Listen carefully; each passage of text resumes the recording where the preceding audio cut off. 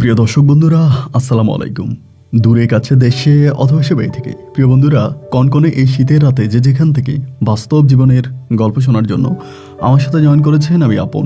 আর যে আপন জীবনের গল্পের 1456তম পর্বে আপনাকে প্রতিদিনের মতো স্বাগতম জানাচ্ছি। বন্ধুগণ, আজ আমি আপনাকে শোনাবো রাজশাহীর ভাই মোহাম্মদ নীরব হোসেনের জীবনের কলিজা কাঁপানো এক করুণ বাস্তব জীবন কাহিনী। বন্ধুরা, আজকের গল্পের টাইটেল 1 টাকার কয়েনে বিক্রি করে নিজের সুন্দরী বউকে।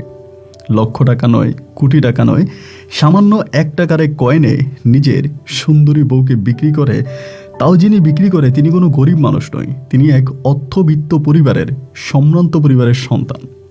কেন শুধুমাত্র 1 টাকার কয়েনে নিজের ভালোবেসে বিয়ে করা বিবাহিত বউকে বিক্রি করে, তা শুনলে রীতিমতো আপনার চোখ কপালে উঠে যাবে।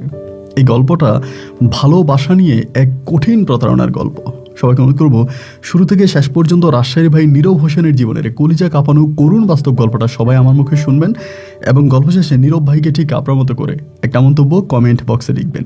ধন্যবাদ সবাইকে। সুপ্রিয় বন্ধুগণ, আসসালামু আলাইকুম। আমার নাম মোহাম্মদ নীরব হোসেন, আমার বাড়ি রাজশাহী বিভাগে। বন্ধুরা, আমি আমার জীবনের গল্পটা শুরু করার শুরুতে আপনাদেরকে আমার পরিবারের সম্বন্ধে জানিয়ে রাখি। আমার পরিবারে আমি আছি, আমার বাবা আছে, মা আছে, এছাড়া রয়েছে আমার বড় একটা ভাই সহ ছোট 3টা ভাই। আমরা টোটাল 4 ভাই 1 বোন। আমাদের পরিবারটা রাজশাহী বিভাগের অদূরের কোনো এক অজপাড়া গাঁয়ের এক নিম্নবিত্ত পরিবার। আমার বাবা পেশায় ছিলেন একজন শিক্ষক। আমার বাবা আমাদের এলাকারই একটা মাদ্রাসায় শিক্ষকতা করতেন, কিন্তু দুর্ভাগ্যবশত আজ থেকে প্রায় 8 বছর আগে আমার বাবা আমাদের বাড়ির আঙিনায় একটা গাছের ভিতরে মৌমাছির বাসা থেকে মধু আহরণ করার জন্য উঠে এবং সেখানে ওঠার পরে আমার বাবা বরাবর নিরাপত্তা নিয়েই ওঠে। তারপরেও ভুলক্রমে একটা মৌমাছি আমার বাবার মুখ দিয়ে ঢুকে যায় এবং মুখ দিয়ে ঢুকে পড়ে সে আমার বাবার চোখে আঘাত করে। মৌমাছির ওই কামড়ে আমার বাবার একটা চোখ সম্পূর্ণভাবে নষ্ট হয়ে যায়। একটা চোখ নষ্ট হয়ে গেলে পর আমার বাবাকে চিকিৎসা দেওয়া হয়। দীর্ঘদিন আমার আব্বা হসপিটালে ভর্তি থাকে। এর ভিতরে আমার বাবার যে জমানো 2-1 টাকা ছিল তার সবই প্রায় হসপিটালে ডাক্তারদের পিছনে ব্যয় হয়ে যায়। এক চোখে আমার বাবা তখন সম্পূর্ণভাবে দেখতে পারতো না, আরেক চোখ দিয়ে যদিও ভালোভাবে মোটামুটি দেখতে পারতো, কিন্তু সারাক্ষণই আমার বাবার মাথা ব্যথা করতে থাকতো। মাথা ব্যথার কারণে আমার বাবা গাছের সঙ্গে মাটির সঙ্গে মাথা পিটাইতো। ছোটবেলা থেকে বাবার এই দুর্দশার দুঃখ দেখে আমার দিনগুলো কাটতে থাকে। মোটামুটি বাবার চোখে দৃষ্টি যতক্ষণ ছিল আমাদের পরিবারও ততক্ষণ আলো ছিল। আমার বাবার চোখের আলো নিভে যাওয়ার সাথে সাথে আমাদের গোটা পরিবারটাও অন্ধকারে ঢেকে যায়, বন্ধ হয়ে যায় আমার শিক্ষা জীবনের ঘটনাট। দেখা গেল আমি ছোটবেলা থেকেই পড়াশোনার প্রতি খুব ভালো ছিলাম। আমার খুব ইচ্ছা ছিল আমি পড়াশোনা করে একদিন মানুষের মতো মানুষ হব। আমার বাবা দৃষ্টি হারিয়ে যাওয়ার পরে আমার শিক্ষা জীবনের কঠিন সমাপ্তি ঘটে।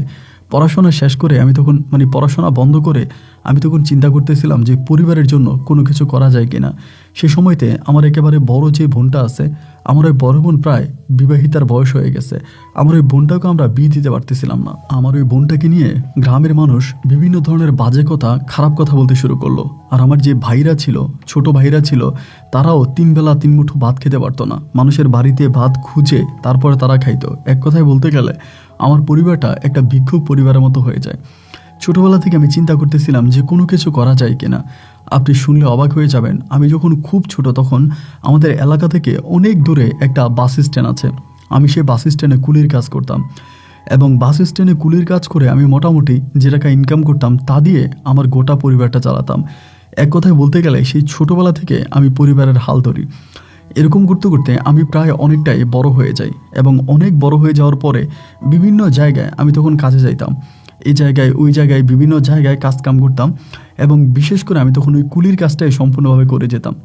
আমি প্রায় একটা না 12 বছরের মতো ওই বাস স্ট্যান্ডে কুলির কাজ করি এবং 12 বছর পরে আমার কাছে মোটামুটি কিছু টাকা জোগাড় হয়, কিছু টাকা আমার পকেটে আসে এবং এই টাকাগুলো দিয়েই আমি তখন সর্বপ্রথম ওই বাস স্ট্যান্ডেই একটা দোকান দিই।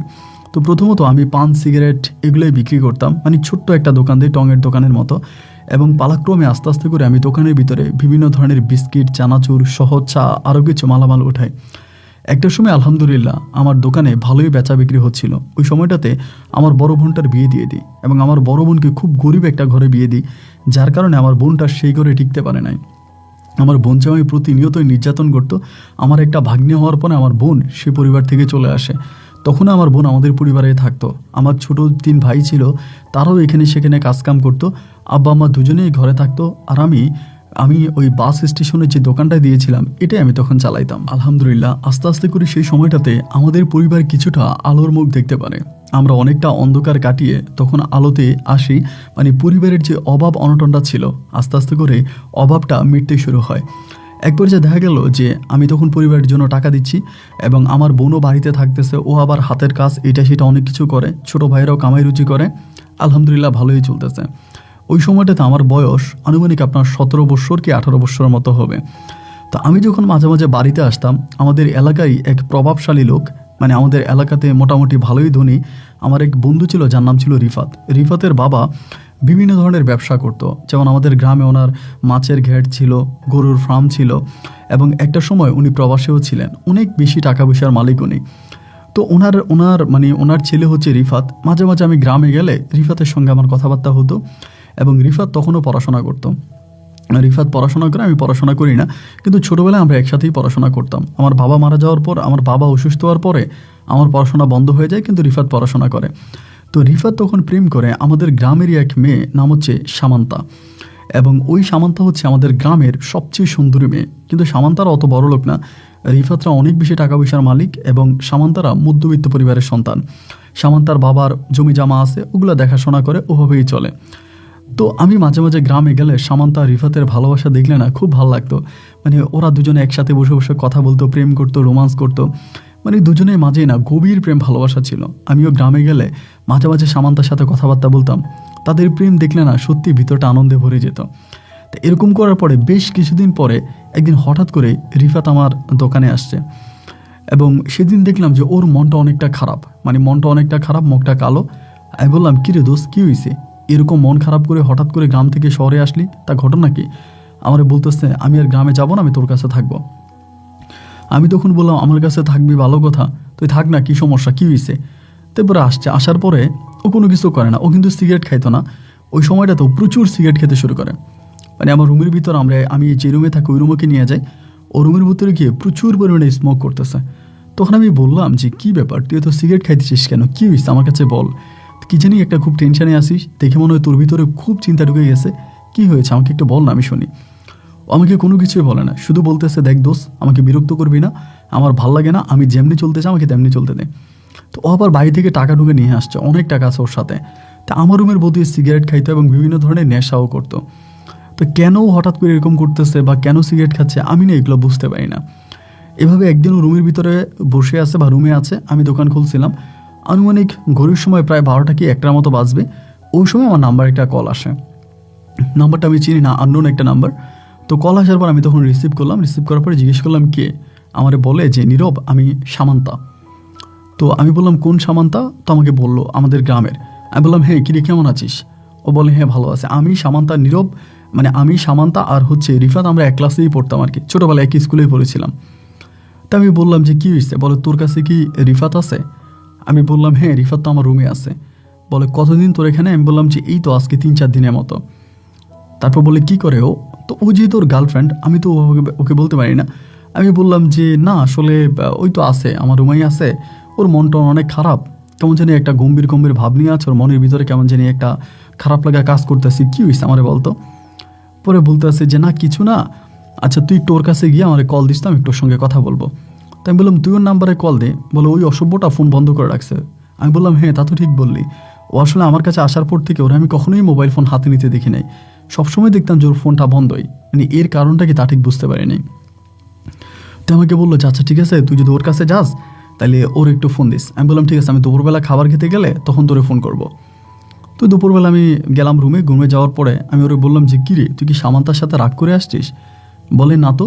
আমি বললাম, তাহলে সামান্তা বলতেছে যে তোর সঙ্গে কথা বলবে, তুই নাকি নাম্বার বন্ধ করে রাখছিস, তার কারণ কি? তখন আমাকে বলতেছে যে, আমি এই মেয়ের সঙ্গে কথা বলবো না।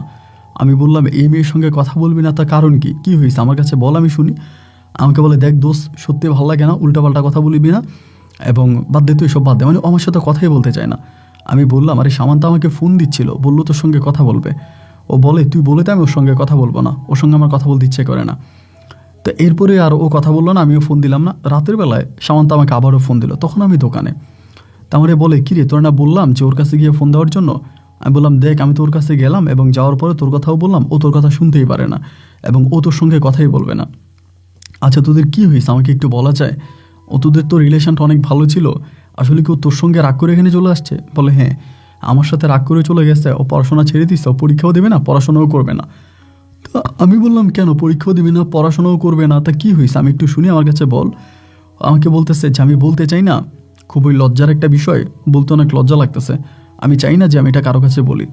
আমি বললাম, সামান্তা দেখ, আমরা তো একসঙ্গেই পড়াশোনা করেছি, তুই আমি তারপর রিফাত, আমরা তো একই স্কুলে পড়েছি। আমি হয়তো ভুল, মানে আমার হয়তো ভাগ্য খারাপ, আমি আজকে শহরে দোকান চালাইতেছি, তোরা তো ভালো আছিস, তোরা তো পড়াশোনাও করতেছিস, তা কী হয়েছে আমাকে একটু বল, আমি শুনি। ও বলতেছে, দোস্ত তোর কাছে বলতে পারি, কিন্তু তুই ওকে বলিস না, যদি বলিস তাহলে ও আমার উপর আরও খেপে যাবে, আরও রেগে যাবে। আমি বললাম, আচ্ছা ঠিক আছে, আমি বলবো না, তুই আমার কাছে বল কী হয়েছে। বলে, দেখ আমরা এখনও বিয়ে করি নাই, আমাদের এখনও বিয়ে হয় নাই, তো বিয়ে না হওয়ার পরেও ওর অনেক অন্যায় আবদার আমি এই পর্যন্ত মেনে নিয়েছি, অনেকগুলো অন্যায় আবদার আমি মানছি, কিন্তু লাস্ট পর্যন্ত এসে আমাকে অফার করলো ও আমাকে নিয়ে কুয়াকাটা যাবে, আমাকে নিয়ে কুয়াকাটা যাবে, এবং ও আমাকে বলতেছে আমি ওর সঙ্গে কুয়াকাটা যাইতে। আমারে বলে, তুমি তোমার খালার বাড়িতে যাবা এবং তোমার খালার বাড়িতে গিয়ে তুমি সেখান থেকে আমার সঙ্গে কুয়াকাটা যাবা। তো আমি বললাম, ভালো কথা, ও তোর সঙ্গে প্রেম করে তো বলতেই পারে। বলে, ছি, এটা তুই কী বললে, ওর সাথে কি আমার বিয়ে হয়েছে? আর বিয়ে না হলে আমি ওর সঙ্গে কুয়াকাটা কীভাবে যাব? আর তুই জানিস না ওইখানে আমাকে কোন মনস্তাবে নিতে যাচ্ছে বা কেন নিতে যাচ্ছে? আমি বললাম, তো ও তোর সঙ্গে প্রেম করে, তাইলে তোরা বিয়ে করে ফেল, তাহলেই তো হলো। ও বলে, আমি তো সেটাই বলতে চাচ্ছিলাম, আমি রিফাতকে বারবার বলি কুয়াকাটা কেন, পৃথিবীর যে কোনো প্রান্তে আমি তোমার সঙ্গে যেতে রাজি আছি, তুমি তোমার আব্বাকে বলো আমাদের বাড়িতে বিয়ের প্রস্তাব পাঠানোর জন্য, বা তুমি যদি অনুমতি দাও আমার বাবাকে আমি তোমাদের এখানে পাঠাবো, কিন্তু ও তো আমাকে বিয়ে করতে চায় না। বিয়ের কথা বলে ও খেপে যায়, ও একই কথা বলে ও বিয়ে করবে না, আমাকে বারবার বলে আমি বিয়ে করবো না, যদি তুমি আমার সঙ্গে যেতে চাও, যদি তুমি বলো আমার সঙ্গে যাবা, তাহলে চলো আমরা কুয়াকাটা যাই এবং আমরা ওখানে কিছুটা সময় কাটাবো, আমরা দুজন দুজনের মাঝে হারিয়ে যাব, এই সে উল্টাপাল্টা কথাবার্তা আমাকে বলে। ও কোনোভাবে আমাকে, মানে আমার সঙ্গে ও বিবাহ বন্ধনে আবদ্ধ হতে চায় না। আমি বললাম, না এটা তো আসলে বেশ খারাপ কথা, ও তোর সঙ্গে বিয়ে না করে এভাবে যেতে চাই, এটা তো ভালো দেখে না। ও বলে, আমি তো সেটাই বলতেছি, এখন তুই করে একটু বুঝিয়ে বলবি যে ও মাথাটা যদি ঠান্ডা করে এবং মাথাটা ঠান্ডা করে আমার সঙ্গে একটু ভালো করে কথা বলে। দেখ আমার নিজেরও না ভালো লাগতেছে না, আমার বুকটা অনেক ভার হয়ে গেল, ও কেন আমার সঙ্গে এরকম করতেছে তুই বলতো। আমি বললাম, আচ্ছা ঠিক আছে, তুই মন খারাপ করিস না, আমি ওর সঙ্গে কথা বলি এবং ওর সঙ্গে কথা বলে আমি তোকে জানাই দিবনি ও কেন তোর সাথে এরকমটা করতেছে, এরকম করার কারণটাকে আমি সব কিছু তোকে বলবো। তো ও আমাকে বলে, আচ্ছা ঠিক আছে, তুই কিন্তু আবার এটা বলিস না যে আমি তোকে বিস্তারিত সব কিছু বলে দিয়েছি, কারণ আমি তোকে বিস্তারিত সব কিছু বলছি, এটা যদি আবার জানতে পারে তাহলে তুই বুঝতেই পারিস ও খুব রাগী মানুষ, আবার রাগ করে বসবে। আমি বললাম, আচ্ছা ঠিক আছে, আমি ওকে ওভাবেই কথা বলবো, তুই চিন্তা করিস না। পরে রাতে দোকান বন্ধ করে রুমে গেলাম, যাওয়ার পরে ওর আমি এক খাটেই শুইতাম। আমি শুয়ে জিজ্ঞেস করলাম, কিরে রিফাত, বাড়ি যাবি না? বলে, কেন, তোর কি কোনো সমস্যা হচ্ছে এখানে? আমি তো খাবারের টাকা দিচ্ছি।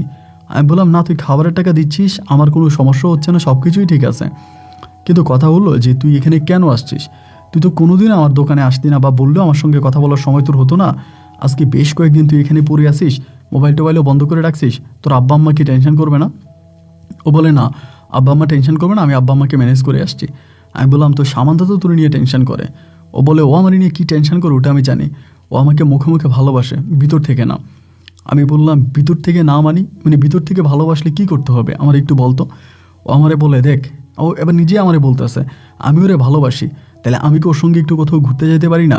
ওর কাছে সুযোগ আছে, সময় আছে এবং ও চাইলে পারে। আমি ওরে বললাম যে চলো না আমরা এই শীতে একটু কুয়াকাটা থেকে ঘুরে আসি। ওকে এতভাবে রিকোয়েস্ট করলাম, অনুরোধ করলাম, বাট ও আমার কোনো কথাই শুনলো না। ও আমাকে একটা কথাই বললো, ও আমার সঙ্গে যাবে না। তো কেন বলতো, আমি ওকে ভালোবাসি, এটিকে আমার হতে পারে না? আমি তখন বললাম যে দোস্ত দেখ, যেহেতু তোর সঙ্গে যেতে চাচ্ছে না এভাবে, তো একটা কাজ কর, তোর বাবার তো টাকা পয়সার অভাব নাই, আর তুইও পরিবারের বড় ছেলে, তোদের তো সবই আছে, তুই বিয়ে করে ফেল, এবং বিয়ে করে তুই ওরে নিয়ে কুয়াকাটা কেন, পৃথিবীর যে কোনো জায়গায় যা। ও তখন আমাকে বলতেছে, আরে তুই দেখি সামান্তার মতো কথা বলিস, কি সামান্তা তোর ব্রেন ওয়াশ করে দিছে?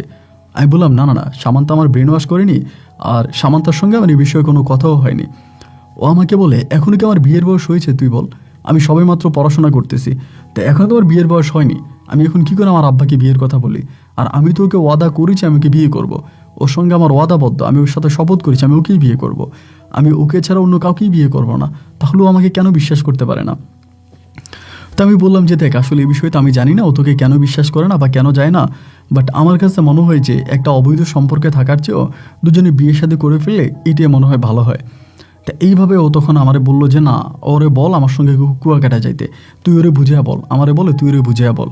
মানে ও বলতেছে ওরে বুঝাইতে আর এ বলতেছে ওরে বুঝাইতে, মানে ওরা দুজনে আমাকে তখন মানে আপনার থার্ড পার্টি হিসেবে তখন মানে আমাকে অ্যাকসেপ্ট করে। তা আমি সামান্তাকে বুঝাবো কি, আমি তো সামান্তাকে এই বুঝ কখনোই দেবো না যে বিয়ে ছাড়া তুই হচ্ছে রিফাতের সঙ্গে কুয়াকাটা থেকে ঘুরে আয়, এটা তো আমি বলবো না। এভাবে প্রায় রিফাত আমার বাসায় 1 সপ্তাহ মতো ছিল। 1 সপ্তাহ থাকার পরে রিফাত আমার বাসা থেকে চলে গেছে এবং 1 সপ্তাহে প্রায় প্রত্যেক দিনে সামান্ত আমাকে ফোন দিত, ফোন দিয়ে কান্নাকাটি করতো, দেখ আমি ওকে ভালোবাসি, আমাকে পছন্দ করি, কিন্তু ওর এই অন্যায় আবদারটা আমি মেনে নিতে পারতেছি না, ও কেন বুঝে না, ওরে একটু বুঝাস না, তোরা কি ওরে একটু বুঝাইতে পারিস না, মানে আমাকে বারবার এই সমস্ত কথাগুলো বলে। আমি বললাম আচ্ছা ঠিক আছে তুই এই নিয়ে টেনশন করিস না, আমি বুঝাবো, মানে রিফাতকে বলি আমি সামান্তাকে বুঝাবো আর সামান্তাকে বলি রিফাতকে বোঝাবো, কিন্তু আমি কাউকে কোনো কিছু বুঝাই না, আমি আমার মতো করেই সময় কাটাচ্ছি। এভাবেই সপ্তাহখানিক পরে আমার বাসা থেকে রিফাত তখন চলে গেল। আমারে বললো যে ঠিক আছে দোস্ত আমি চলে যাই, 1 সপ্তাহ পরে চলে গেছে। তো চলে যাওয়ার প্রায় কিছুদিন হয়ে গেল, ও বাড়িতে যাওয়ার পরে মানে আর আমাকে ফোন দেয় না, সামান্ত আর আমাকে ফোন দেয় না, আমি আর ওরা ফোন করি না। এইভাবে 3 থেকে 4 দিন পর আমি তখন বাড়িতে গেছি, মানে রিফাত বাড়িতে যাওয়ার 3 থেকে 4 দিন পরে বাড়িতে গেছি। এবং যেদিন আমি বাড়িতে গেছি ওই দিন মানে আমি বাড়িতে গেছি বিকালবেলা, ওই দিন দুপুরেই নাকি রিফাত এবং সামান্তার সাথে প্রচুর ঝামেলা হয়ে গেছে এবং গ্রামীণভাবে সেখানে দরবারও ডাকা হয়েছে। তো আমি তখন মানে গ্রামে গিয়ে জানতে পারি যে মানে এই রিফাত নাকি সামান্তাকে দর্শন করার চেষ্টা করছিল, ওর শরীরে হাত দিয়েছে, ওর সঙ্গে খারাপ কিছু করার চেষ্টা করছে এবং ও নাকি রাস্তার মধ্যেই রিফাতকে জুতা দিয়ে মারছে এবং এই নিয়ে গ্রামের ভিতর অনেক ঝামেলা চলতেছে, এগুলো আমি শুনতেছি। শোনার পরে সেই রাতের বেলায় আমি তখন সামান্তারায় কল দিলাম, আমি তখন গ্রামে কল দেওয়ার পরে আমি বললাম কী রে শুনলাম এরকম ঘটনা, বলে হ্যাঁ ও তো আমার এরকম করছে। আমি বলি কী হয়েছে, বলে আমি কলেজ থেকে আসতেছিলাম এমন ঘটনা, ওই একরকম রাস্তার মধ্যে আমার সঙ্গে এগুলো করে বসছে। আমি বললাম তাহলে এখানে মানুষ ছিল না, বলে হ্যাঁ মানুষ ছিল, আমি চিল্লি করছি, তারপর মানুষ ওরে মারছে, আমি ওর জুতো দিয়ে পিটাইছি, ও খুব খারাপ, ওর সঙ্গে আর আমার যাবেই না। তো আমি ওর কথা শুনে খুব খারাপ লাগলো। এরপরে আমি রাতটা কাটিয়ে সকালবেলা রিফাতের সঙ্গে দেখা করার জন্য ওদের বাড়িতে গেলাম, দেখলাম ও বাড়ির মধ্যে আছে, ওর আব্বা আম্মা ওরে খুব বকাবকি করতেছে, মানে ওর মুড অনেক খারাপ। তারপর আমি গিয়ে বললাম দোস্ত কী হয়েছে আমারে বলতো, বলে দেখ এমন ঘটনা, আমি তোরে ভালোবাসি, আমি কি ওর হাত ধরতে পারি না, আমি ওর হাত ধরাতেও চিৎকার দিয়ে বসছে, গ্রামের লোকজন এসে আমাকে ধরছে এবং ও তাদের সামনে আমাকে যা খুশি তাই বললো এবং নিজের পায়ের জুতা খুলে ও আমাকে পিটাইছে। ওরে আমি ভালোবাসি, ও আমারে ভালোবাসে, কিন্তু আমার সঙ্গে এই কাজটা কীভাবে করলো। আমি তখন বললাম যে রিফাত দেখ আমি তোকে বারবারই বলছিলাম যে তুই বিয়ে করে ফেল, আজকে যদি তুই বিয়ে করে ফেলতি তাহলে তুই সমস্যাটা হতো না, তুই বিয়েটা কেন করলি না, আমি এত করে বললাম যে বিয়েটা করে ফেল, কিন্তু তুই বিয়ে করলি না, আর বিয়ে করলি না বলেই কিন্তু আজকে এই সমস্যাটা হচ্ছে। ও তখন আমাকে বলতেছে আচ্ছা ঠিক আছে যা হবার তা তো হয়েছেই, এখন আমি এই মেয়ের সঙ্গে আর কোনো রিলেশন রাখবো না, ও আমার সঙ্গে চিট করেছে, আমি ওকে দেখে নিব, ওর এই করবো সেই করবো, মানে এগুলো আমাকে বলতেছে। আমি বললাম যে দেখ দোস্ত এসব করার দরকার নাই, মেয়ে যেহেতু রাজি হয় না কোনো খারাপ কিছু করার জন্য, তাহলে মেয়েটা নিশ্চিন্তে বলতে পারিস ও খুব ভালো। আমারে বলে তুই বলতেছিস ভালো, ও একটা দুর্চরিত্রা, ওরে আমি চিনি না, ও বিভিন্ন ছেলেদের সঙ্গে খারাপ কাজ করে বেড়ায়, আর আমার কাছে আসলে ও ফির সাহেব সাজে না, ওর ফির সাহেব আমি ছুটাবো, আমি পুরো গ্রামবাসীর কাছে ওর বদনাম আমি রটাই দিব, ও আমার সঙ্গে এই করছে সেই করছে এগুলো বলতেছে। আমি বললাম দোস্ত আচ্ছা মাথা ঠান্ডা কর, সব কিছু ঠিক কর এবং একটা সময় সব ঠিক হয়ে যাবে, তুই মানে মাথা ঠান্ডা কর। এরকম করে আমি তখন রিফাতকে বুঝাইলাম নিজের মতো করে এবং বুঝিয়ে শুনিয়ে এবার আমি চলে আসছি, আমি চলে আসছি আমার কাজে, আমার বাড়িতে চলে আসছি। আমার বাড়িতে আসার পরে ঘোরাফেরা করলাম, বাড়িতে থাকলাম এবং থেকে তার পরের দিন আমি আবার আমার দোকানে চলে আসি। এভাবে প্রায় 3 দিন কেটে গেছে। তো আমি আর কাউরে ফোন দিই নাই, কেউ আর আমাকে ফোন দেয় নাই। 3 দিন পরে একদিন রাত আনুমানিক 11:30 বাজে সামান্ত আমাকে ফোন দিছে, তখন রাত্র 11:30 বাজে আমার কাছে ফোন দিয়ে ও চিৎকার করে কান্না করতেছে। তো আমি বললাম যে তুই কান্না করতেছিস কেন, কি হয়েছে, প্রচুর কান্না করতেছে, চিৎকার করে কান্না করতেছে। আমি বললাম আরে কি হয়েছে আমারে বল, বলে দোস্তে আমার মনটা অনেক খারাপ, আমি সম্ভবত সুইসাইড করে ফেলবো। আমি বললাম আরে বোকা সুইসাইড কেন করতে হবে, তা কি হয়েছে আমার কাছে বল, কেন সুইসাইড করবি। আমারে বলতেছে দেখ আমি রিফাতকে অনেক ভালোবাসি, আমার জীবনের চাইতে বেশি ভালোবাসি এবং আমি রিফাতকে ছাড়া কোনো কিছুই বুঝি না, ও কেন পাগলামি করতেছে, আমার বাবা মা আমার বিয়ে ঠিক করে ফেলছে, আমাকে অন্য কোথাও বিয়ে দিয়ে দিবে, আমি রিফাতকে না পাইলে মরে যাব। তা আমি বললাম এটা কী ধরনের কথা, তুই এখন রিফাতের সঙ্গে কথা বল, ওকে ফোন দে। বলে ওরে আমি কেন ফোন দিব, ওরে ফোন দিলেই তো আমার কাছে বিয়ে তো আমাকে করবেই না, ও আমাকে ডিরেক্টলি বলছে ও আমাকে বিয়ে করবে না, আমার সঙ্গে যদি খারাপ কাজ করার হয় ও করবে কিন্তু আমাকে বিয়ে করবে না। তা আমি বললাম, তুই জেনে শুনে বুঝে এমন একটা ছেলের জন্য কেন কান্না করতেছিস? তো তোরে তো বিয়ে করবে না ও বললই। ও যেহেতু তোরে বললো বিয়ে করবে না, তাহলে তো ওর সঙ্গে তোর আর কথা বলার দরকার নাই, ওর সঙ্গে আর থাকারও দরকার নাই, ওরে তুই ছেড়ে দে। পরে আমারে বলতেছে, দোস্ত আমি তো ওরে ভালোবাসি, আমি তো চাই ওরে ভালো করে ও আমার সঙ্গে থাকুক, ভালো হয়ে ভালোবেসে আমার সঙ্গে থাকুক, আমি ওর সাথে থাকতে চাই, আমি ওর সঙ্গে সারা জীবন কাটাতে চাই। মানে এগুলো বলে ও হাউমাউ করে কান্নাকাটি করতেছে। তা আমি ওকে বারবার বুঝাচ্ছি, দোস্ত তুই কান্না করিস না, মাথা ঠান্ডা কর, কান্না করিস না। মানে যতই বলে ও ততই কান্না করে, মানে আমি কোনোভাবে ওর কান্না থামাইতে পারতেছি না। তো আমি তখন বললাম যে ঠিক আছে, তোর যেখানে বিয়ে ঠিক হয়েছে তুই ওখানে বিয়ে বসে যা, এই নিয়ে আর চিন্তা করিস না। এটা বলে আমি নিজে তখন লাইন কেটে ঘুমিয়ে গেছি। তো যাক, এরপরে মধ্যে দিয়ে একদিন কাটলো, পরের দিন কাটলো, এর পরের দিন রাত্র তাও আনুমানিক প্রায় 11টা কি 11:30 বাজে, আমি তখন দোকান ক্লোজ করতেছি। এই সময়ের ভিতরে হঠাৎ করে সামন্তা এবং রিফাত তারা দুজনেই আমার দোকানে এসে উপস্থিত। আমি দেখে তো অবাক, কিরে তোরা দুজনে আমার দোকানে এত রাতের বেলায় এখানে কি করিস? পরে বলতেছে, দোষ মানে রিফাত আমারে বলতেছে, দোষ আমি তো সামন্তারা নিয়ে ভাইগে চলে আসছি। তো আমি বললাম, পালায়ে চলে আসলি এত রাতের বেলায়? বলতেছে, হ্যাঁ আমি তোকে নিয়ে চলে আসছি, এখন আপাতত আমাদেরকে একটা রাত থাকার ব্যবস্থা করে দে, আমি কালকে মানে ওর বিয়ে শাদী করে তারপরে যা হবার তা কিছু করবো, এবং আপাতত আমাদেরকে আজকে থাকতে দে, আমরা বাড়ি থেকে পালায়ে চলে আসছি, ওর বিয়ে ঠিক হয়ে গেছে, ওর বিয়ে হয়ে যাবে এই জন্য। তা আমি সামান্তার দিকে তাকে আছে, সামান্তা কিছু বলে না, নিচের দিকে তাকে আছে। আমি বললাম আচ্ছা ঠিক আছে চল। তো পরে আমি ওদের দুজনকে নিয়ে আমার রুমে গেলাম। তো ভাই আমার রুমে যাওয়ার পরে আমি দোকান তখন বন্ধ করে আমার রুমে আসছি। তো আমার রুম কিন্তু একটাই রুম, একটাই কিচেন, মানে পুরো একটাই রুম। তো আমি বললাম যে এখন তো আমার একটাই রুম, আর এই রাতের বেলা আমি সামান্তাকে কোথায় রাখবো? মানে এই এলাকাতে আমার সামান্তার মানে আমার এলাকার কোনো লোকের সঙ্গে পরিচয় নেই, আর কোনো ফ্যামিলি বাসাও নেই যে সেখানে আমি সামান্তাকে রাখতে পারবো। তো এখন আমি কি করব? ঠিক আছে সামান্তা তুই এখানে থাক, আমি আর রিফাত না হয় আপাতত বাইরে কোথাও স্টে করব। তখন সামান্তা বলতেছে, আমি এই ঘরে একা একা থাকতে পারবো না, আমার ভয় লাগবে, প্রয়োজনে আমরা তিনজনে এখানে বসে গল্প করি, আর সারাটা রাত কাটিয়ে দিই, সকালবেলা কাজে আসলে বিয়ে হবে, এরপরে আমাদের যা করার আমরা করব। তো এরই মাঝে রিফাত তখন বলল, আচ্ছা সকালে যদি কাজে এসে বিয়ে করে আমাদের সব কিছুই হয়, তাহলে আমি আর তুমি না হয় রুমে থাকি, আর নীরব না হয় মোটামুটি কোথাও গিয়ে ও রাতটা কাটায় আসুক। এটা বলে সামান্তা তখন চুপ হয়ে যায়। তো আমিও তখন সামান্তার একই কথা বললাম যে সামান্তা, কালকে সকালবেলা তো কাজী আসতেছে, এবং কাজী আসলে তো তোমাদের বিয়ে হয়ে যাবে, সুতরাং এই বিষয় নিয়ে তো এখন আর কথা বলার দরকার নাই, তুমি আপাতত ওর সঙ্গে রাতে থাকো এবং সকালবেলা কাজী এসে বিয়ে হয়ে যাবে। তা আমি এইভাবে বলার পরও সামান্তা তখন আমার এই প্রস্তাব মেনে নিল, মানে ও তখন চুপচাপ মানে মানলো। এবং মানার পরে রাতটা তখন আমি কী করলাম, আমার পাশের একটা দোকানদার আছে, ওনার বাসায় গিয়ে কাটাই দিলাম। উনিও ব্যাচেলারে থাকে, ওনার বাসায় থাকলাম। এবং থাকার পরে পরের দিন সকালবেলা আমি দোকান না খুলে বাসায় আসছি, এবং বাসায় আসার পরে আমি দেখতেছি যে আমি বাসায় আসতেছি বলতে আমি বাসার গেটে এই সময় দেখতেছি মানে রিফাত বেরিয়ে যাচ্ছে আমার সামনে দিয়ে। সামান্তা কিন্তু আমি দেখি নাই, সামান্তা সম্ভবত রুমেই ছিল। আমি রিফাতটা আটকাইলাম, কি হয়েছে, তুই এত রাতের বেলা এরকম হুফি বেরিয়ে যাচ্ছিস, কারণ কি? ও দোকানে আমার বলতেছে আমি এই মেয়ের বিয়ে করবো না, আমারই বলতেছে যখন সকালবেলা, এর আগের দিন রাতে আসছে, এরপরের দিন সকালের কথা বলতেছি। আমি বললাম এই মেয়েরই বিয়ে করবি না, মানে তুই কি পাগল হয়ে গেলি নাকি? মেয়ের ঘর থেকে ভাগায় নিয়ে আসলি, এক রাত তার সঙ্গে স্টে করলি, এখন তুই বলতেছিস তুই তারে বিয়ে করবি না, তার কারণ কি? রিফাত আমারে বলতেছে যে ও একটা খারাপ মেয়ে, ওরে আমি ভালো মনে করছিলাম, ও ভালো না, ও জন্মের খারাপ, আমি এরকম কোনো খারাপ মেয়েকে বিয়ে করবো না। আমি বললাম, আরে এটি কী ধরনের কথা বলতেছিস, তুই তো আমাকে ফাঁসাই দিচ্ছিস, আমার বাড়িতে থাকলি, আমার ঘরে আসলি, বললি বিয়ে করবি, এখন তুই বলতেছিস বিয়ে করবি না। বলে যা তো দোষ, ভালো লাগে না, এটা বলে আমার ধাক্কা দিয়েও তখন হেঁটে চলে গেল। এখন ও হেঁটে চলে যাওয়ার পরে আমি তখন একটু চিন্তায় পড়ে গেলাম, কিরে ও তো এভাবে চলে যাচ্ছে, আমি এখন কী করব? আমি আস্তে আস্তে করে সামান্তার রুমে গেলাম, মানে আমার রুমে গেলাম, যে সামান্তা বসে বসে কান্না করতেছে।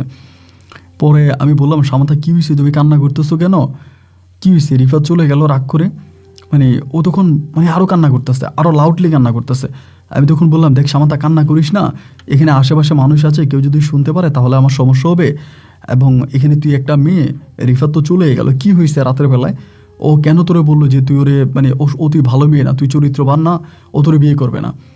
পরে সামান্তা আমার বলতেছে, আমি খারাপ না ও খারাপ, আমি খারাপ না ও খারাপ, তুই ওরে জিজ্ঞেস কর, ওর মতো খারাপ ছেলে দুনিয়া তার হতেই পারে না, ও একটা বদমাইশ দুর্চরিত্রা।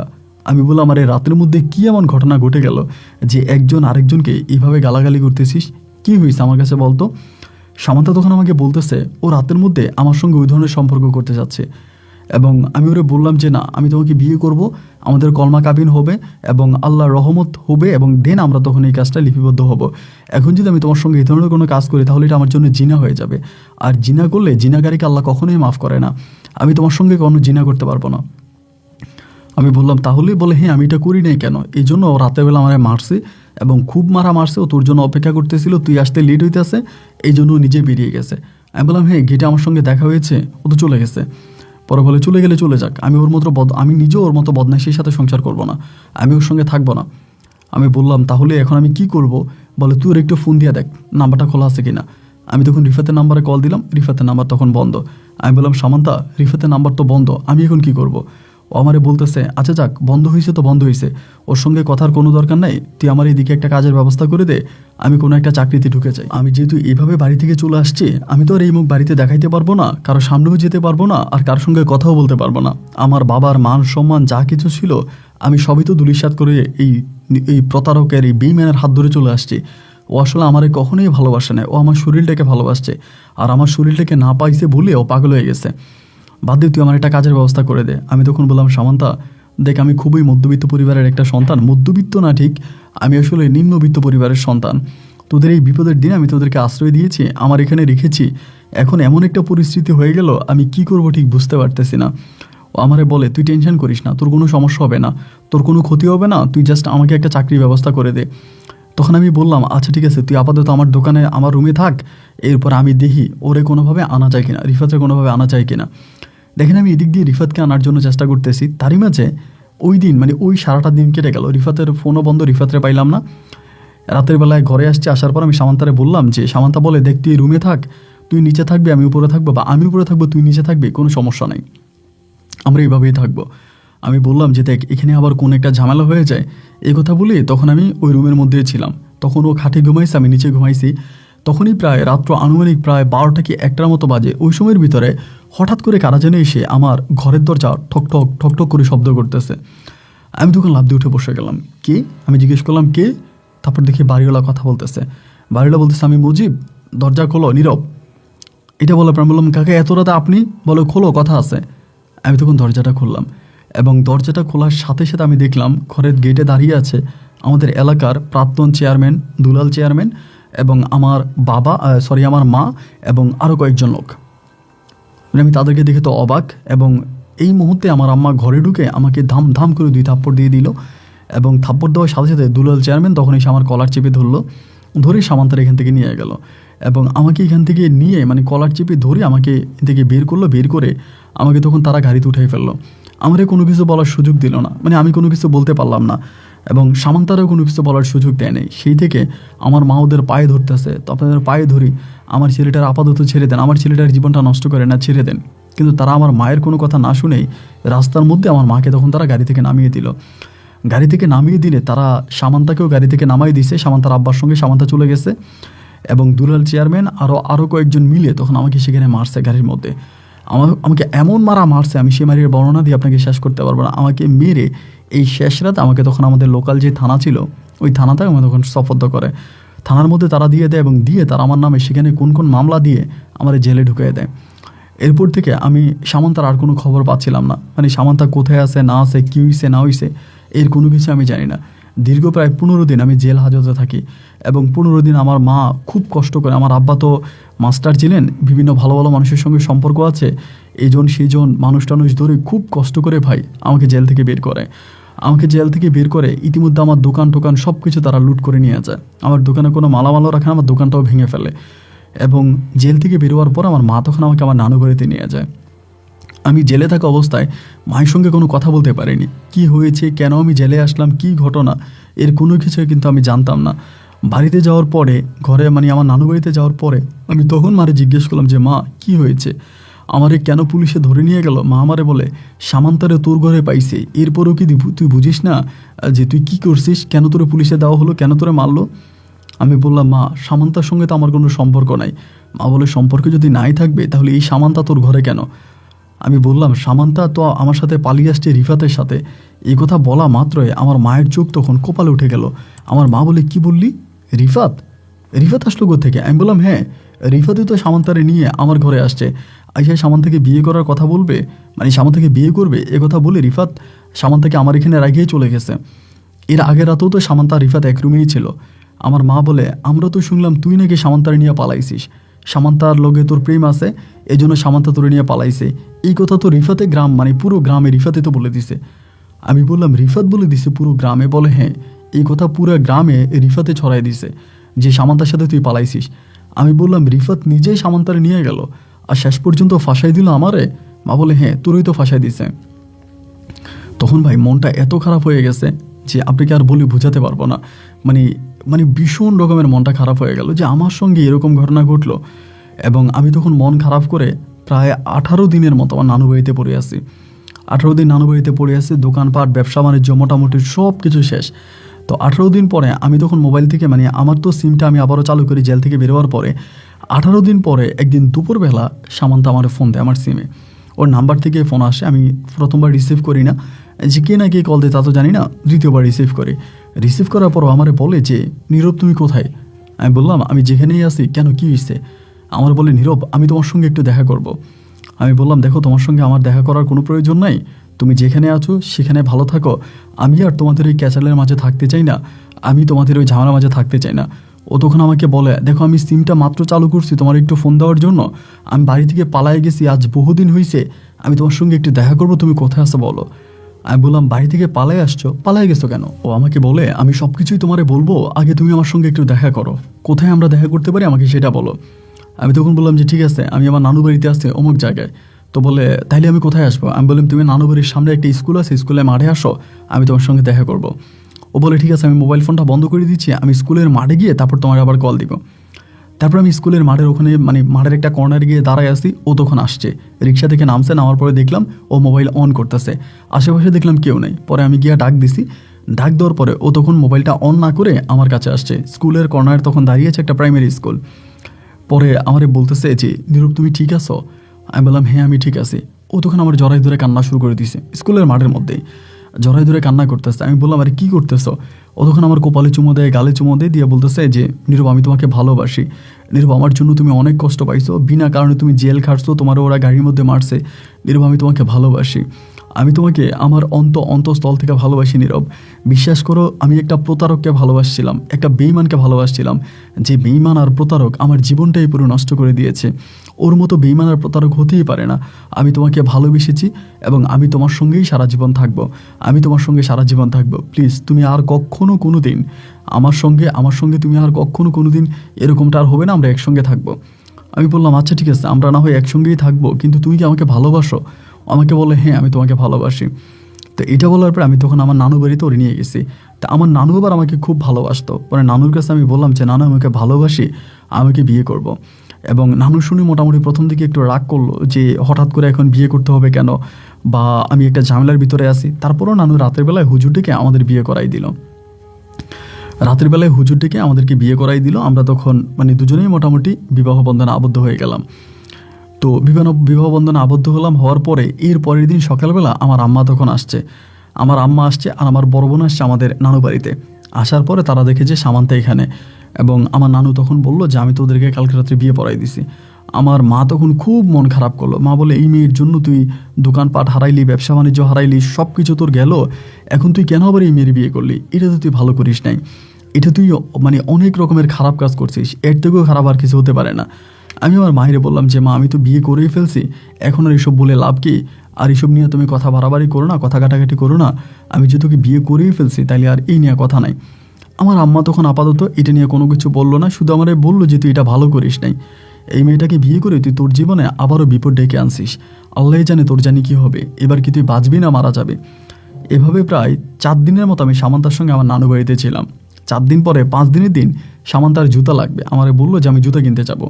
পরে আমি বললাম যে ঠিক আছে তুমি যেহেতু জুতা কিনতে যাবা তাহলে চলো আমি তোমার জন্য জুতা নিয়ে আসি মার্কেট থেকে। ও আমারে বলে যে না আমি সহ যাবো, আমি জুতা কিনে আনবো। পরে আমি বললাম তুমি সহ যাবা, তুমি বাইরে গেলে সমস্যা হবে না? ও আমারে বলে না আমি বোরকা পরে যাবো, কেউ আমাকে দেখবে না। এইটা বললে তখন ও আমার সঙ্গে জুতা কেনার জন্য আমার নানু বাড়ির ওই বাজারের দিকে গেছে। তো ও আর আমি তখন জুতা কিনতেছি, আল্লাহর কি হুকুম আর কি, মানে আমি আসলে সেটা ঠিক জানি না, যে আমার কাছে যেটা মনে হয় যে ওই জুতা দোকানে আমাদের গ্রামের কেউ আমাকে দেখছে। মানে যদি কেউ গ্রামের কেউ না দেখবে তাহলে তো এরকমটা হওয়ার কথা না, আমি আপনাকে ক্লিয়ার করে বলতেছি। তারপরে জুতা দোকান থেকে আমরা তখন ওর জন্য জুতা কিনলাম, কিনে নানু বাড়িতে আসছি। এবং নানু বাড়িতে আসার পরে সেই রাতের বেলায়, মানে যে রাতে আমি নানু বাড়িতে আসছি ওই রাতের বেলায় আমাদের নানু বাড়িতে আবারও পুলিশ, নানু বাড়ির মধ্যে পুলিশ। এবং পুলিশ আসার পরে সামান্তা তখন পুলিশকে বলতেছে যে আমি ওকে বিয়ে করছি, আমাদের কাবিন আছে, আমরা হাজব্যান্ড ওয়াইফ। কিন্তু পুলিশ আমাদের কোনো কথাই শুনলো না, আমার কথাও শুনলো না, সামান্তার কথাও শুনলো না। সামান্তাকে ডিরেক্টলি বলতেছে যে আপনি বিয়ে করেন আর যাই করেন, আপনার নামে মামলা আছে, আমরা আপনি নিয়ে যাব। মানে আমাকে একরকম ওখানে জোর জবস্তি করে আমার সঙ্গে সিনক্রিয়েট করে আমার বউকে তখন এই ঘর থেকে পুলিশ নিয়ে যায়। এবং নিয়ে যাওয়ার পরে আমি জানতে পারি মানে সামান্তার বাবা নিজেই সামান্তার নামে মামলা করে। মানে ওর বাবা কত ডেয়ারিং ছিল। ওকে পুলিশে নিয়ে যায় এবং পুলিশে নিয়ে যাওয়ার পরে আমি তখন আমার নানু বাড়িতে থাকি। আমি কান্নাকাটি করতেছি, আমার নানু বলতেছে ওরে বের করে আনবি এই সেই। এবং ওকে এক রাতে থানায় রাখে, মানে যে রাতে নিয়ে যায় সে রাতে থানায় রাখে এবং পরের দিনে ওর বাবার কাছে ওকে হ্যান্ড ওভার করে। বাবার কাছে ওকে হ্যান্ড ওভার করে। হ্যান্ড ওভার করার পরে আমার বাবা সহ আমাদের গ্রামের তখন 8-10 জন মহিলা তারা বসে। আমি তখন তাদের কাছে যাই, তাদের কাছে গেলে পরে তারা সবাই তখন আমার বলতেছে যে দেখো এই মেয়েটাকে তুমি মানে কখনোই রাখতে পারবা না। সামান্তার বাবা যে পরিমাণের খারাপ, যে পরিমাণের ডিয়ারিং, এই মেয়ের সঙ্গে তুমি কখনোই সংসার করতে পারবা না এবং এই মেয়েকে তুমি ভুলে যাও। আমার আব্বু একই কথা বলে, আমার মাও একই কথা বলে এবং আমাদের গ্রামের যে 8-10 জন লোক আছে তারাও বলে যে সামান্তার বাবা তোমার সঙ্গে মেয়েকে কখনোই সংসার করতে দিবে না, আর এমন মামলা তোমাকে দিয়ে দিবে যে তুমি সারা জীবন জেল খাটা লাগবে, মানে তুমি সারা জীবন জেলে পচে মরবা।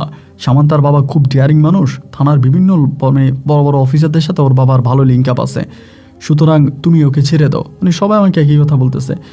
ভাই আপনি বিশ্বাস করবেন না, মাত্র কয়েকটা দিন সামান্তার সঙ্গে সংসার করেছি এবং মনে হলো যেন এই কয়েকটা দিনে সামান্তা আমার দেহের অক্সিজেন হয়ে গেছে। মানে আমি তখন ওকে ছাড়া আর কোনো কিছুই বুঝতেছি না, জাস্ট পাগল হয়ে গেছিলাম। বাড়ির মধ্যে তখন বসে আছি, বসে থাকার পরে এরপরে সামান্তাকে তো এখান থেকে নিয়ে চলেই গেল এবং সামান্তাকে নিয়ে চলে যাওয়ার কিছুদিন পরে, মানে কিছুদিন না প্রায় সপ্তাহখানিক পরে, আমি আপনাকে কিভাবে বলবো বা আপনি বিশ্বাস করবেন কিনা জানি না, তার কিছুদিন পরে সামান্তার সঙ্গে রিফাতের বিয়ে ঠিক হয়েছে।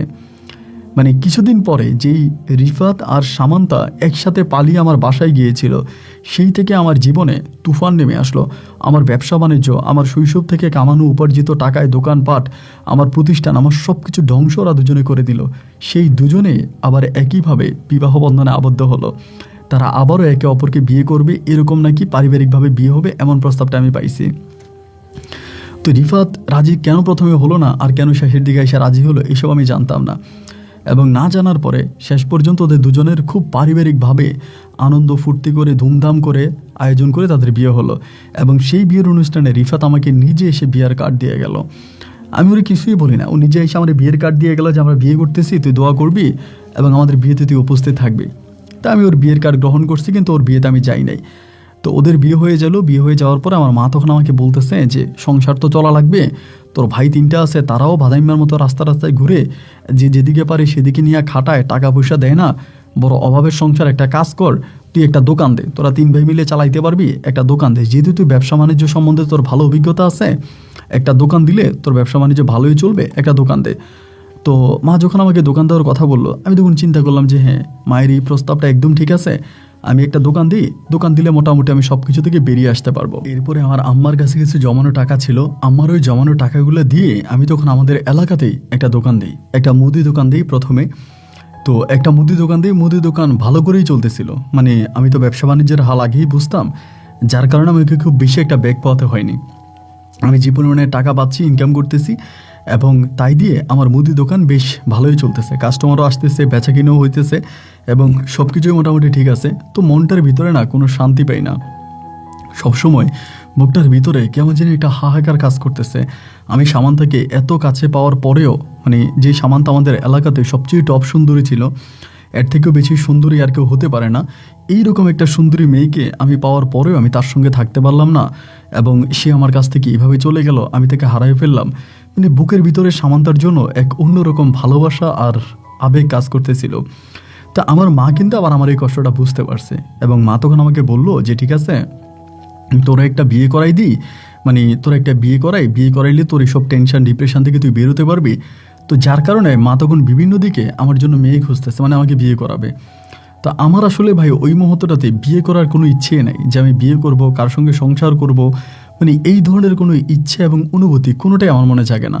আমি মাকে বললাম যে না মা, আমার আসলে বিয়ে করার কোনো ইচ্ছা নাই, আমি বিয়ে করব না। তখনও মা আমাকে চাপ দিতেছে, না তুই বিয়ে করে ফেল, এবং বিয়ে করলে সব কিছু থেকে বেরোতে পারবি। যাই হোক, একটাবার এরকম করতে করতে আমি শেষ পর্যন্ত মাকে আমি সাফ সাফ জানিয়ে দিলাম যে তুমি যাই বলো, যেটাই বলো, আমি বিয়ে করব না, এবং আমি বিয়ে করবই না, মানে সম্পূর্ণভাবে বিয়ে থেকে আমি তখন সরে চলে আসছি। তো আসার পরে এর মাঝে মাঝে মাঝে আমার রাস্তাঘাটে আমার বন্ধু রিফাতের সঙ্গে দেখা হতো, ওর সঙ্গে কথা হতো, আমি ওর সঙ্গে মানে অনেক কথাবার্তা বলতাম এবং জানতে পারতাম ওর সাংসারিক জীবনে আসলে সুখী নাই। মানে ও মাঝে মাঝে আমাকে বলতো, কিন্তু আমি শুনতে চাইতাম না। আমি বলতাম যে আমাকে বলিস না, আমি শুনতে চাই না। তারপরেও আমাকে জানাইতো যে সামান্ত ওর সঙ্গে এটা করে ওইটা করে, এবং সামান্তকে স্বামী হিসাবে বিন্দুমাত্র পরিমাণেরও সম্মান করে না, ওকে অপমান করে, ওকে অবজ্ঞা করে, এবং মানে যতটুকু পারতেছে সামান্তার সম্বন্ধে খুব বাজে বাজে কথাগুলো আমাকে বলতেছে। আমি তখন বললাম যে দেখ দোস্ত, তোদের পারিবারিক বিষয়, আমাকে আর এসবের ভিতরে জড়াইস না, আর তুই তো নিজেই আমার জীবনটাকে এভাবে নষ্ট করলি। তো এমন করে করে তখন সময়গুলো কাটতেছে। একটা পর্যায়ে আমার জিজ্ঞেস করে, মানে আমার বন্ধু রিফাত আমাকে জিজ্ঞেস করে যে নীরব, তুই কি এখনও সামান্তাকে ভালোবাসিস? আমি তখন মানে খোলাখুলিভাবে বলি যে হ্যাঁ, ভালোবাসি না, আমি আমার জীবনে যতকাল বেঁচে থাকবো সামান্তাকে ভালোবেসে যাব। ও তখন আমারে বলে সামান্তা তো আমাকে বিয়ে করে ফেলছে এবং সামান্তা তো আমার বউ। আমি বললাম হ্যাঁ, সামান্তা তোকে বিয়ে করতেই পারে, তোরে কেন? সামান্তার 100টা বিয়ে হলেও আমি সামান্তাকে আমি ভালোবাসি। ও তখন আমাকে বলে আচ্ছা, যদি এরকম হয় যে আমি ধর আমার সামান্তাকে তোরে দিয়ে দিলাম, তুই কি সামান্তারে বিয়ে করবি? আমি বললাম হ্যাঁ, যদি তুই আমারে দিয়ে দিস তাহলে তো আমি অবশ্যই বিয়ে করবো, আমি ওরে ভালোবাসি। ও বলে যদি ধর আমার বাচ্চা কাচ্চা হয়ে গেছে তারপর? আমি বললাম যাই হোক, যেটাই হোক, তুই যদি কোনোদিন সামান্তাকে ছেড়েও দেস তাহলে তুই মাথায় রাখিস যে সামান্তাকে আমি বিয়ে করব। ও তখন হাসে, ও বলে সত্যি কথা বলতে কি জানিস দোস্ত, সামান্তার সঙ্গে প্রেম ছিল আমার, ভালোবাসা ছিল আমার, এবং আমরা দীর্ঘ অনেক বছরের রিলেশনে ছিলাম, কিন্তু আমাদের প্রেমটা এতটা গভীর হয়নি। আপাতত কয়েকটা দিনের জন্য, মানে 3-4 দিনের জন্য সামান্তার সঙ্গে তোর প্রেমটা যতটা গভীর হয়েছে। ও আমাকে আরও বলে যে যদি সত্যি সামান্তার সঙ্গে তোর বিয়ে হতো তাহলে মনে হয় তোরাই সাংসারিক জীবনে সবচেয়ে বেশি ভালো থাকতি, আমার থেকেও বেশি তুই সামান্তাকে ভালোবাসিস। ও আমাকে এই কথাগুলো বলে। তা আমি ওর এই কথাগুলো শুনি এবং নীরবে নীরবে মানে কথাগুলো সহ্য করতেছি। ও যেভাবে বলতেছে আমি সেভাবেই নিচ্ছি, ওর কথার কোনো প্রতিবাদও করি না, বা ও বলতেছে আমি শুনতেছি। এরকম করে বেশ প্রায় অনেকগুলো দিন কেটে গেল। কেটে যাওয়ার পরে ও তখন সামান্তার সঙ্গে ঝগড়া ঝাঁটি ঝামেলা, ও সামান্তাকে সহ্য করতে পারে না, সামান্তকে সহ্য করতে পারে না, মানে দুজনের মাঝে আলাদা আলাদা থাকে, আলাদা আলাদা ঘরে ঘুমায়, খুব ঝামেলা চলতেছে। এরকম করতে করতে একদিন হলো কি ভাই, আমি আমার এলাকার মানে তখন আপনার ছিল কি মানে শীতকালের সময়টাই ছিল, ও আর আমি একসঙ্গে দোকানের মধ্যে বসে আছি রাতের বেলায়। ও আবার আমার দোকানে গিয়ে অনেক সময় বসে থাকতো, মানে রিফাত আমার দোকানে গিয়ে বসে থাকতো। তো সেদিন কুয়াশা পড়তেছে, মানে আস্তে আস্তে কুয়াশা পড়তেছে, শীতকাল। তো আমি ওর দোকানে বসে আছি, তখন আমি বললাম যে দোস্ত আমি বাড়ি চলে যাব, আজকে বেশিক্ষণ দোকান করবো না। তো আমারে বলে আমার ঘরে বউ আছে, বাড়িতে গেলে তো আমার তাড়াতাড়ি যাওয়া দরকার, তোর ঘরে তো শালা কেউই নেই, তুই এত রাতে বাড়িতে গিয়ে কী করবি? আমি বললাম যে না, বাড়িতে যাব। এটা বলে দুজনেই তখন বাড়ির পথে রওনা দিলাম। তো বাড়ির পথে রওনা দিলাম, বাড়িতে যাইতেছি। তো আমাদের বাড়িতে যাওয়ার আগে একটা বট গাছ পড়ে। তো সবাই এটাকে বুড়ির বট গাছ বলে, মানে বুড়ির বট গাছ বলে এই কারণে, এই বট গাছের নিচে সবসময় মানুষ নাকি একটা বুড়িকে দেখতে পাইতো, একটা বুড়ি বসে থাকতো, আধ্যাত্মিক টাইপের একটা ঘটনা আর কি। তো এটাকে সবাই জিন ভূত ওই টাইপেরই জানে। তো বটগাছের নিচে দিয়ে আমি আর ও তখন যাচ্ছি, আমার হাতে একটা টর্চ লাইট। তো বটগাছের নিচে বরাবর যাওয়ার পরে হঠাৎ করে আমার টর্চ লাইটের চোখের মধ্যে, মানে টর্চ লাইটের মধ্যে রাস্তার মধ্যে একটা 1 টাকার কয়েনের মতোই একটা কি জানি পড়লো। তো এটা টর্চ লাইটের মধ্যে পড়ার পরে আমি তখন মানে আমি হাতে নিচ্ছি না, রিফাতরে বললাম যে রিফাত এটা কি? ও বলে আর মনে হয় কোন বাচ্চারা পয়সা পালাই দিছে। আমি তখন এটা হাতে নিলাম এবং হাতে নিয়ে এটা আমি হাতে প্রায় 1-2 মিনিটের মতো রাখছি, রেখে হাঁটতেছি। এমন করতে করতে আমার হাতটা না হঠাৎ করে অনেকটা গরম হয়ে গেল। মানে আমার কাছে যেটা মনে হলো যে ওই পয়সাটা খুব গরম, অনেক গরম লাগতেছিল আমার কাছে। ও তখন আমার বলে কিরে কী হয়েছে, তুই হাত এরকম করতেছিস কেন? আমি বললাম দোস্ত, হাতের মধ্যে একটা পয়সা পাইলাম, বাট পয়সাটা অনেক গরম মনে হইতেছে, এটা কী হয়েছে দেখতো।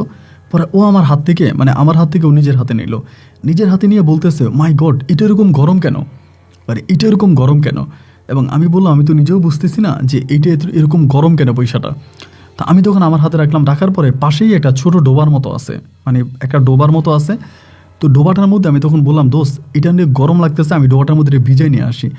ওই কিন্তু আমার বারবার বলে তুই ফেলে দে, মানে এটাকে হাতে রাখার দরকার নেই, এটা হাত থেকে ফেলে দে, হাতে রাখবি কেন?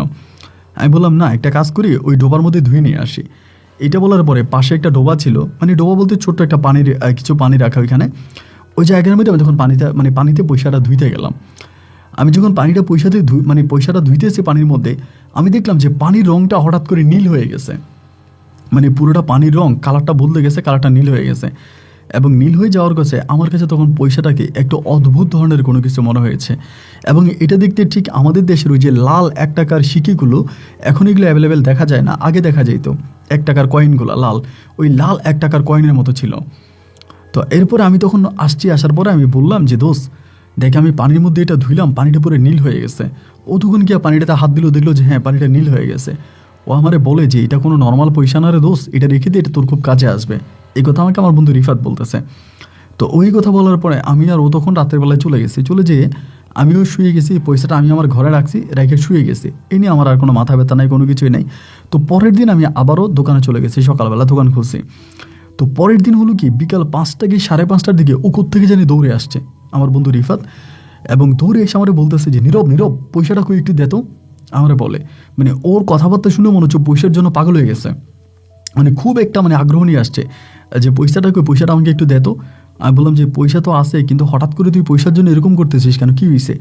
আমার বলে দোস্ত আমি যা বলতেছি তুই তাই কর, পয়সাটা আমার কাছে একটু দে, পয়সাটা কই রাখছিস বল। আমি বললাম পয়সা আমার কাছে আছে এবং যেখানে রাখার আমি রাখছি, তুই এমন কেন করতেছিস, মানে কি হয়েছে আমার কাছে বল না, আমি আগে শুনি। আমার বলে তুই কি পয়সাটা দিবি কি না? আমি বললাম যে হ্যাঁ দিব। এবং আমারে বলতেছে তুই যত টাকা চাস, তুই যা চাস আমি তোরে তাই দিব, তাও তুই আমার পয়সাটা দিয়ে দে। দোকানের মধ্যে আমি তখন একটু দুষ্টমি করে, এটা কিন্তু সিরিয়াস না, দুষ্টমি করে ওকে হাসতে হাসতে বলতেছি যে আমি যদি তোর ঘরের বউটা চাই তাই তো আমার বউটা দিয়ে দিবি। বলে হ্যাঁ, যদি এই পয়সাটা দিয়ে তুই আমার কাছে আমার বউরে চাস, আমি তোর আমার বউরেও দিয়ে দিব। পরে আমি বললাম তুই মাথা ঠান্ডা কর, পয়সাটা আমার কাছে আছে, আমি তোর পয়সাটা দিয়ে দিব। এটা বলে আমি ওরে বসাইছি, বসে আমি তখন দোকানদারি করতেছি, কাস্টমার আসতেছে, কাস্টমার বিদায় করতেছি। ওর মোবাইলে বারবার কল আসতেছে, এবং কল যে আসতেছে মানে ও যে কথা বলতেছে, কখনো বাংলায় বলে, কখনো ইংলিশে বলে।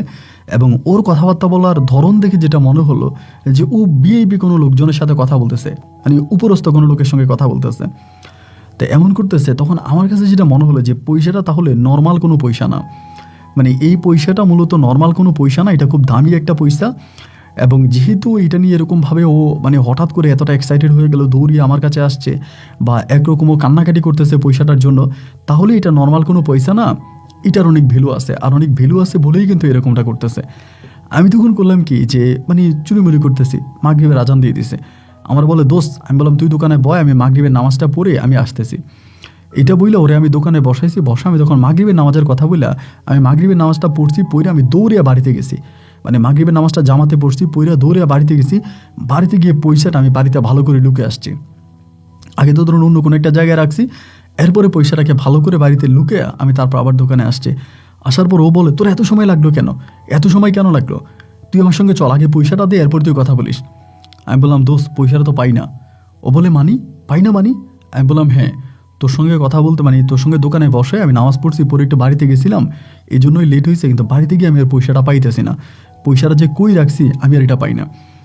ও তখন বলতেছে আরে কি বলিস তুই, এটা একটা কোটি টাকার সম্পদ। আমি বললাম কোটি টাকার সম্পদ? ও বলো বলো তুই দোকান বন্ধ কর, আমরা পয়সা খুঁজতে বাড়িতে যাই। তা আমি দোকান বন্ধ করছি, ও আমার সঙ্গে আমার বাড়িতে গেছে।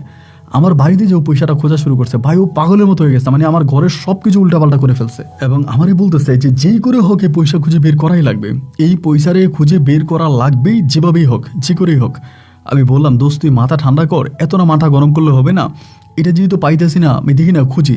ও সারাটা রাত আমার সঙ্গে ছিল, শুধু পয়সাটা খুঁজছে। সকালে ও আর ঘুমে দাঁড়াই থাকতে পারতেছিল না, ও বাড়িতে গিয়ে ঘুমিয়ে গেছে।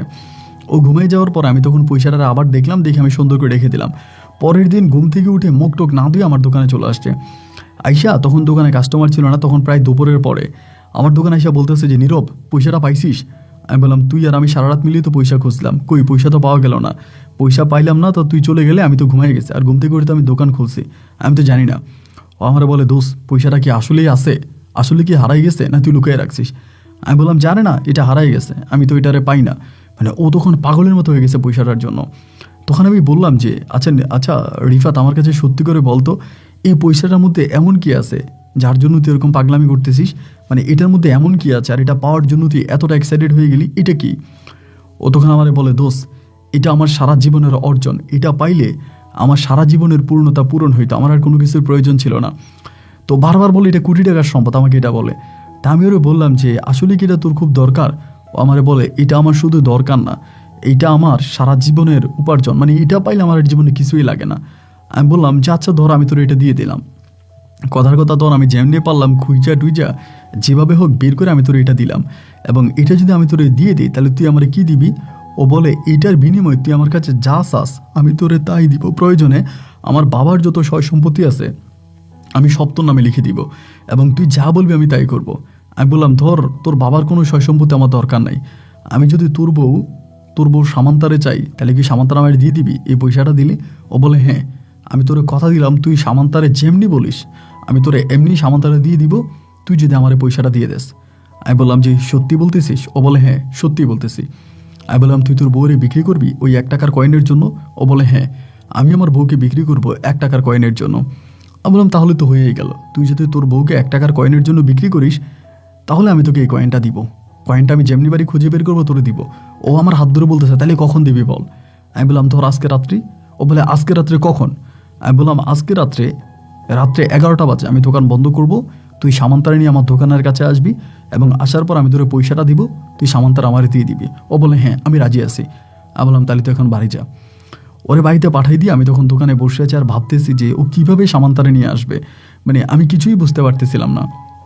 তারপরেও বসে আছি, মানে এখানেই বসে আছি, এবং বসে থাকতে থাকতে থাকতে থাকতে রাতের বেলায় গিয়ে মানে সন্ধ্যার সময় গিয়ে আমি কয়েনটাই না দোকানে রাখছি।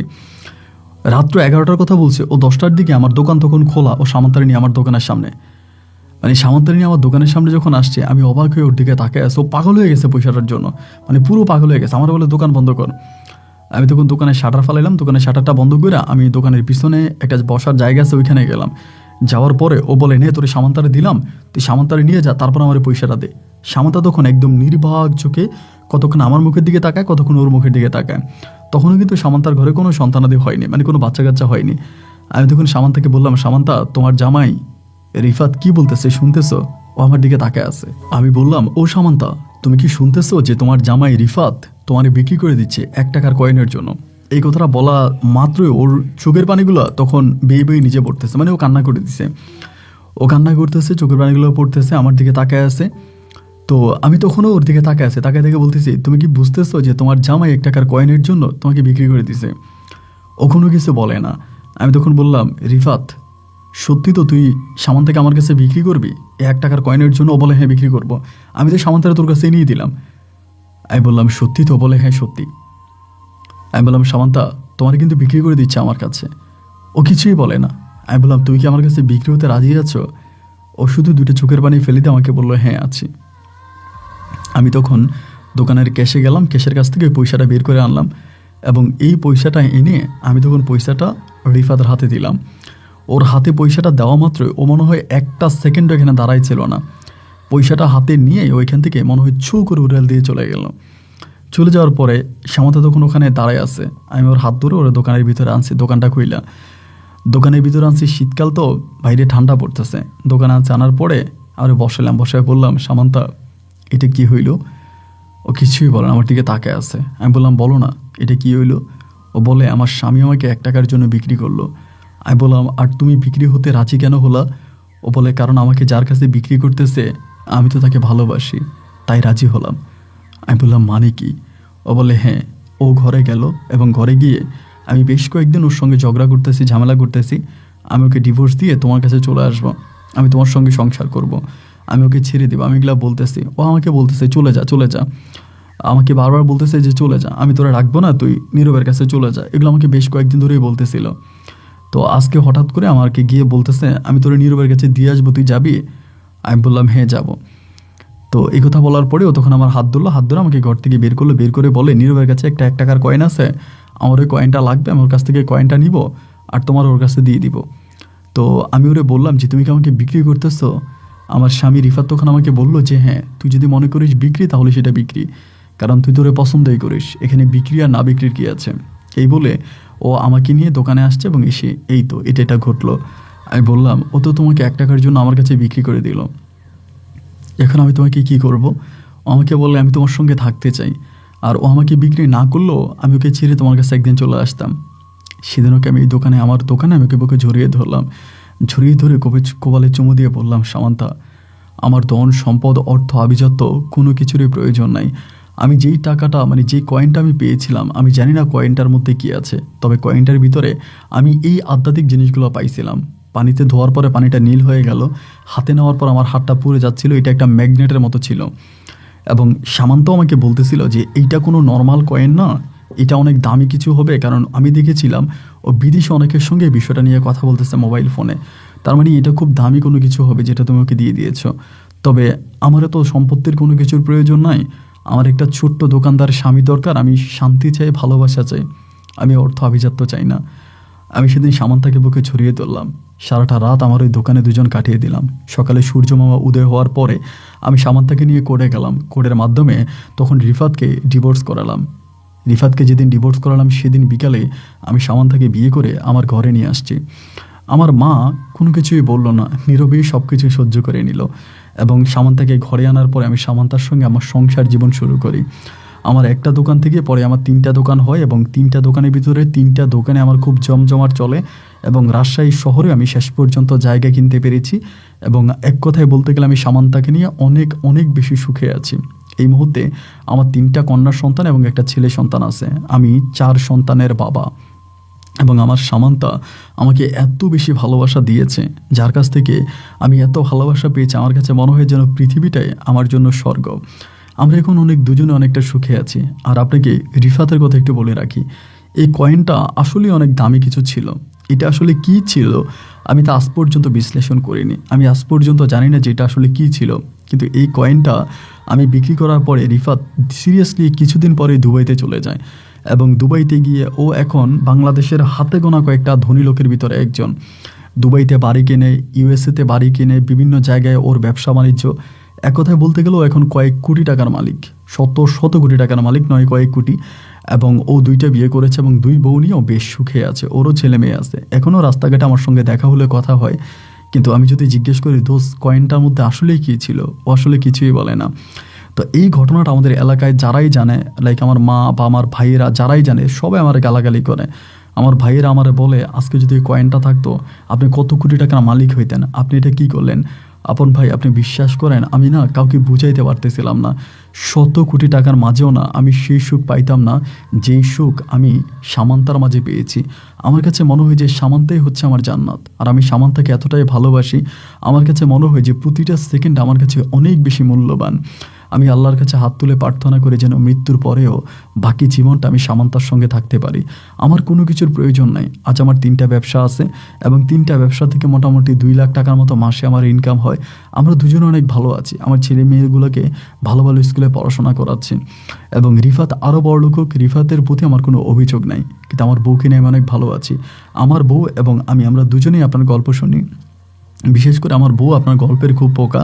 এবং আমার বউ আর আমরা দুজনেই মিলে সিদ্ধান্ত নিলাম আমাদের সঙ্গে ঘটে যাওয়া ওই 1 টাকার কয়েনের ঘটনাটা আপনাকে জানাবো, যার জন্য আপনাকে গল্পটা লিখতে বসেছি। আমরা দুজনেই বেশ কষ্ট করে গুছিয়ে গুছিয়ে কথাগুলো লিখেছি। যদি কোনো অংশে না বোঝেন আমাদের সঙ্গে যোগাযোগ করুন, এটা আমাদের ফোন নাম্বার। আপন ভাই ভালো থাকবেন, আপনার জন্য দোয়া ও শুভকামনা। আসসালামু আলাইকুম। প্রিয় বন্ধুগণ, সবাইকে অনেক বেশি ধন্যবাদ এই পর্যন্ত আমার সঙ্গে থেকে রাজশাহীর ভাই নীরব এবং সামান্তার জীবনের এই ভালোবাসা মুখর বাস্তব গল্পটা শোনার জন্য। এই গল্পটা পড়ে আমার কাছে একটা কথাই মনে হলো, আপনি খুব খেয়াল করে দেখবেন আমাদের এই সমাজে কিছু মানুষ দুধ বিক্রি করে এবং দুধ বিক্রি করে মদ খায়, আবার কেউ মদ বিক্রি করে দুধ খায়, কেউ দুধ বিক্রি করে মদ খায়, আর কেউ মদ বিক্রি করে দুধ খায়। গল্পটা আমার কাছে তেমনই মনে হলো। নীরব ভাই লাস্টে যেটা বললো যে সামান্তাকে নিয়ে আমি এতটাই সুখে আছি যে এই সুখ হয়তো আমি কোটি টাকার মাঝেও পেতাম না, হয়তো সেটাই ভালোবাসা। আমার দৃষ্টিতে আমি জানি না যে ওই কয়েনটা কী ছিল, তবে কয়েনটার আমি ওনাদের কাছ থেকে যতটুকু জানতে পেরেছি, এরপর আমি এটা নিয়ে গুগল করে যেটা বুঝেছি যে কয়েনটা আসলেই কোটি টাকার জিনিস ছিল, যেটার মূল্য রিফাতের কাছে ছিল কোটি টাকা, কিন্তু নীরবের কাছে ছিল 1 পয়সাও না। নীরবের কাছে সামান্তার মূল্য ছিল কয়েক কোটি টাকা, কিন্তু রিফাতের কাছে তার মূল্য 1 টাকাও ছিল না। যার যেটা মূল্য সে সেখানেই মূল্যায়িত হয়েছে। গল্পটা পড়ে আমার কাছে ভীষণ ভীষণ রকমের ভালো লেগেছে। আপনার কাছে কেমন লেগেছে তা কমেন্ট বক্সে লিখবেন। বন্ধুরা, যেখানে বিদায়, দেখা হবে নতুন দিন নতুন কোনো ভিডিওতে। আল্লাহ হাফিজ অ্যান্ড আসসালামু আলাইকুম।